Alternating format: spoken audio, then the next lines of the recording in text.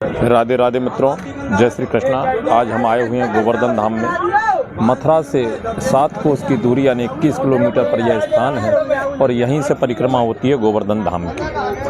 ये अद्भुत स्थान है। भगवान श्री कृष्ण ने 7 वर्ष की अवस्था में इसी स्थान से गोवर्धन को धारण किया था अपनी छोटी उंगली के ऊपर, और छोटी उंगली के कनिष्का उंगली के नाखून के ऊपर भगवान श्री कृष्ण ने गोवर्धन को उठाया था। आप देख रहे हैं व्यस्ततम क्षेत्र, और यहीं पर वह स्थान जहां से गोवर्धन मंदिर समीप है और यहीं से दर्शन होते हैं भगवान श्री गोवर्धन नाथ जी के। यह जो मंदिर देख रहे हैं, इसके दर्शन करने मात्र से पुण्यों का क्षण हो जाता है।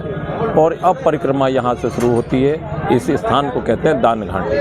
तो यहाँ पर सभी भक्त पहले 5 कदम की परिक्रमा यानी 5 परिक्रमा दंडोवत लगाते हैं, जिसे 5 कदम की परिक्रमा कहते हैं। तो ये भक्त देख रहे हैं आप दंडोवत परिक्रमा कर रहे हैं, और साधु संतों के दर्शन भी इसी स्थान पर होते हैं। सभी भक्त दंडवत परिक्रमा कर रहे हैं। एक वर्णन आता है कि दंडवत परिक्रमा केवल पुरुषों को ही करना चाहिए, माताओं को, स्त्रियों को दंडवत परिक्रमा नहीं करना चाहिए। शास्त्रों में विधान है, लेकिन सत्संग के अभाव में कुछ माताएं बहनें दंडवत परिक्रमा करती है। ऐसा करने से दोष भी लगता है। स्त्रियों को दंडवत परिक्रमा नहीं करना चाहिए, लेकिन ये माता दंडवत परिक्रमा कर रही है।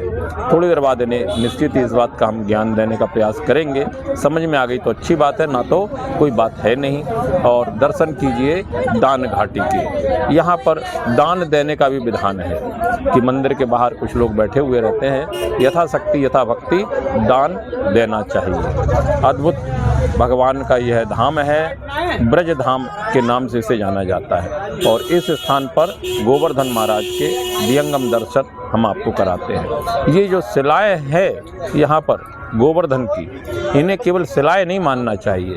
एक एक शिला का कण यहाँ पर ब्रह्मशिला है, और ये ब्रह्मशिलाओं के आप दर्शन कर रहे हैं, यही ब्रह्मशिला है। यहाँ पर साधु संतों की समाधियाँ भी बनी हुई है जिन्होंने तपस्या की है। छोटी छोटी जो मढ़िया आप देख रहे हैं, ये संत शिलाएँ हैं और अद्भुत शिलाएँ हैं।